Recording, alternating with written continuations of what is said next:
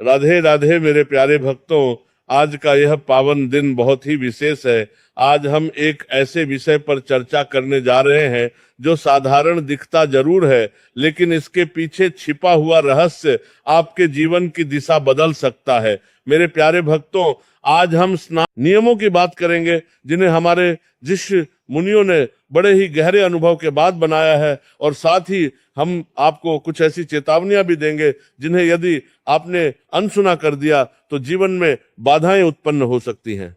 मेरे प्यारे भक्तों, ये संसार केवल भौतिक नियमों से नहीं चलता, बल्कि इसमें अदृश्य शक्तियां भी कार्य करती हैं, और हमारा शरीर उन शक्तियों को ग्रहण करने का एक माध्यम है। इसीलिए हम कब और कैसे स्नान करते हैं, इसका प्रभाव केवल हमारे शरीर पर नहीं, बल्कि हमारे भाग्य और हमारे कर्मों पर भी पड़ता है। प्रातः काल का स्नान सबसे श्रेष्ठ माना गया है। जब सूर्योदय से पहले या सूर्योदय के समय स्नान किया जाता है तो शरीर के साथ साथ मन भी शुद्ध होता है, और उस समय की दिव्य ऊर्जा हमारे जीवन में सकारात्मकता भर देती है। लेकिन यदि कोई व्यक्ति देर तक सोकर उठता है और आलस्य में स्नान करता है तो वह उस दिव्य ऊर्जा से वंचित रह जाता है।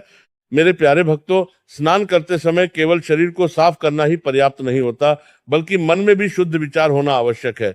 यदि आप क्रोध या तनाव में स्नान करते हैं तो वह स्नान केवल शरीर को साफ करता है, मन को नहीं।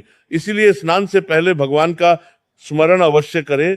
राधे राधे मेरे प्यारे भक्तों, अब बात करते हैं उन गलतियों की जो अक्सर लोग स्नान करते समय कर बैठते हैं। पहली गलती यह है कि बहुत से लोग बिना किसी मंत्र या स्मरण के सीधे पानी डाल लेते हैं। ऐसा करने से स्नान का आध्यात्मिक लाभ नहीं मिल पाता। इसलिए स्नान करते समय कम से कम भगवान का नाम अवश्य लें।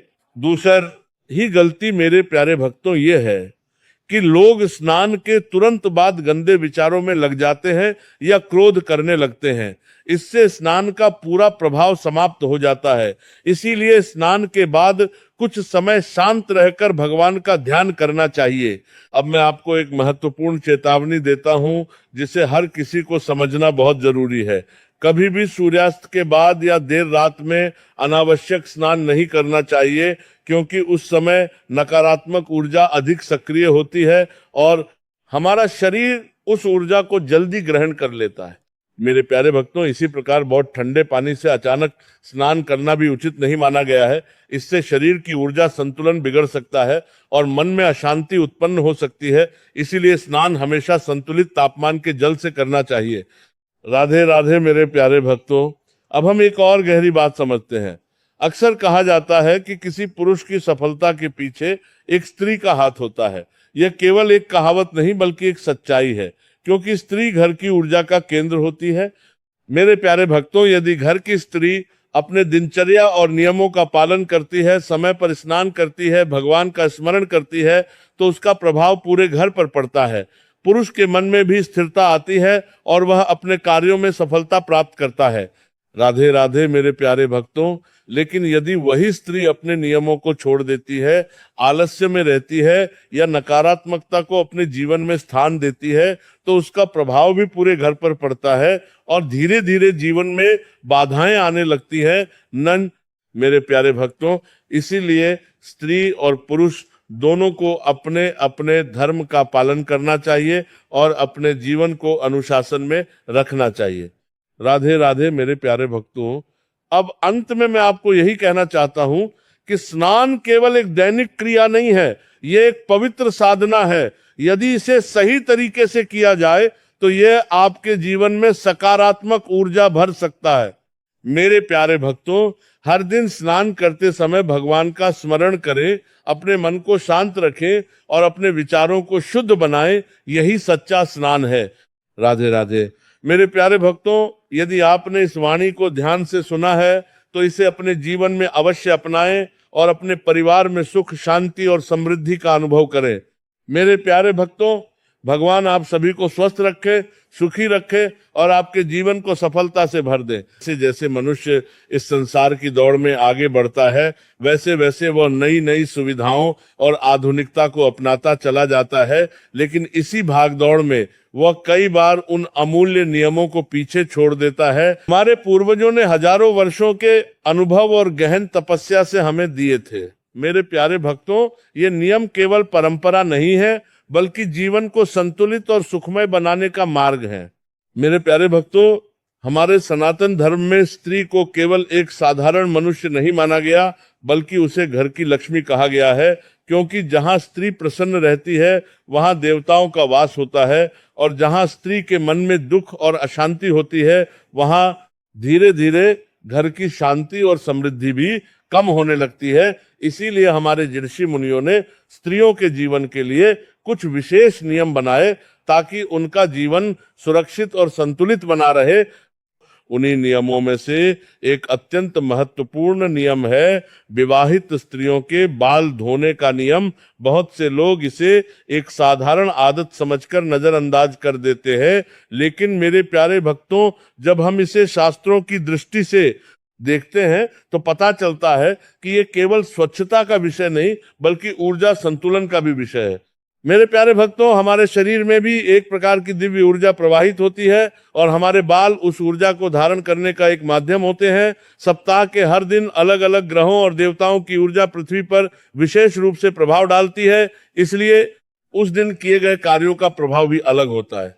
राधे राधे मेरे प्यारे भक्तों, पुराने समय में जब हमारी दादी और नानी हमें समझाती थी कि बेटी कुछ दिनों में बाल मत धोना, तो हमें लगता था कि यह केवल एक रूढ़ी है, लेकिन जब हम गहराई से समझते हैं तो पता चलता है कि यह नियम कि हमारे है मत जीवन को संतुलित रखने का एक माध्यम है। मेरे प्यारे भक्तों, जब कोई स्त्री विवाह के बाद अपने पति के घर आती है तो वह केवल एक सदस्य बनकर नहीं आती, बल्कि वह उस घर के भाग्य और समृद्धि की वाहक बन जाती है। उसके हर कार्य का प्रभाव उस पूरे परिवार पर पड़ता है, इसलिए उसके आचरण में शुद्धता और संतुलन होना अत्यंत आवश्यक माना गया है। राधे राधे मेरे प्यारे भक्तों, अब हम इस विषय को और गहराई से समझते हैं कि आखिर क्यों कुछ विशेष दिनों में बाल धोने से मना किया गया है। दरअसल यह नियम सीधे सीधे ग्रहों की ऊर्जा और हमारे शरीर की स्थिति से जुड़ा हुआ है। मेरे प्यारे भक्तों, गुरुवार का दिन विशेष रूप से गुरु और धर्म का दिन माना गया है। इस दिन ज्ञान, समृद्धि और आशीर्वाद की ऊर्जा अधिक होती है। ऐसा माना जाता है कि यदि इस दिन विवाहित स्त्री अपने बाल धोती है तो वह अनजाने में उस स्थिर और शुभ ऊर्जा को कम कर देती है। इसीलिए पुराने समय की महिलाएं इस दिन विशेष रूप से संयम रखती थीं।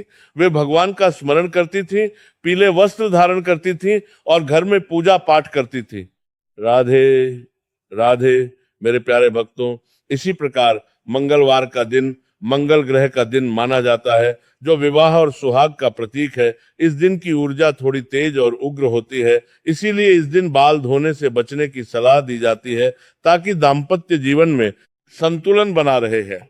मेरे प्यारे भक्तों, लेकिन यह बात भी उतनी ही सत्य है कि धर्म हमें कठोरता नहीं सिखाता, धर्म हमें संतुलन सिखाता है। यदि किसी कारणवश स्त्री को इन दिनों में बाल धोना पड़े तो उसे भयभीत होने की आवश्यकता नहीं है। यदि वह भगवान का स्मरण करके श्रद्धा भाव से स्नान करती है तो भगवान उसके भाव को स्वीकार करते हैं, क्योंकि भगवान नियमों से अधिक भाव को महत्व देते हैं। राधे राधे मेरे प्यारे भक्तों, अब मैं आपको एक प्रेरणादायक कथा के माध्यम से इस बात को और स्पष्ट करता हूँ। मेरे प्यारे भक्तों, एक समय की बात है, एक छोटे से गांव में दो महिलाएं रहती थी। एक महिला बहुत ही श्रद्धालु थी, वो अपने जीवन में धर्म के नियमों का पालन करती थी और हर कार्य भगवान का स्मरण करके करती थी। वह उन दिनों में कभी अपने बाल नहीं धोती थी, जिन्हें अशुभ माना जाता था। उसके घर में हमेशा सुख शांति बनी रहती थी, उसका परिवार प्रेम से भरा रहता था। दूसरी ओर उसी गांव में एक और महिला रहती थी जो इन बातों को महत्व नहीं देती थी। वो कहती थी कि ये सब पुरानी बातें हैं और आज के समय में इनका कोई महत्व नहीं है। वो अपनी सुविधा के अनुसार किसी भी दिन बाल धो लेती थी और धीरे धीरे उसके घर में तनाव बढ़ने लगा। उसके पति के कार्यों में बाधाएं आने लगी और घर का वातावरण अशांत रहने लगा। राधे राधे मेरे प्यारे भक्तों, जब वह परेशान होकर एक संत के पास गई तो संत ने उसे बहुत सरल शब्दों में समझाया कि बेटी, ये नियम तुम्हें बांधने के लिए नहीं बनाए गए हैं, बल्कि तुम्हें सुरक्षित रखने के लिए बनाए गए हैं। जब तुम इन नियमों का सम्मान करती हो तो तुम प्रकृति की ऊर्जा के साथ तालमेल बनाकर चलती हो, और जब तुम इन्हें पूरी तरह नजरअंदाज कर देती हो तो धीरे धीरे जीवन का संतुलन बिगड़ने लगता है। मेरे प्यारे भक्तों, इस कथा का यह अर्थ नहीं है कि हर समस्या का कारण केवल यही होता है, लेकिन यह हमें यह अवश्य सिखाती है कि हमें अपने धर्म और परंपराओं का सम्मान करना चाहिए, क्योंकि ये नियम हजारों वर्षों के अनुभव का परिणाम है। राधे राधे। मेरे प्यारे भक्तों, आज के समय में जीवन बहुत व्यस्त हो गया है, इसलिए हर नियम का पालन करना हर किसी के लिए संभव नहीं होता, लेकिन यदि हम थोड़ा सा प्रयास करें और जहां संभव हो वहां इन नियमों को अपनाएं, तो हमारे जीवन में सकारात्मक प्रयास करें और वहां से सुर देने के लिए जिससे भी परिवर्तन आ सकते हैं। मेरे प्यारे भक्तों, यदि संभव हो तो गुरुवार और मंगलवार जैसे दिनों में बाल धोने से बचें और इन दिनों भगवान का स्मरण करें, पूजा करें और अपने मन को शांत रखें।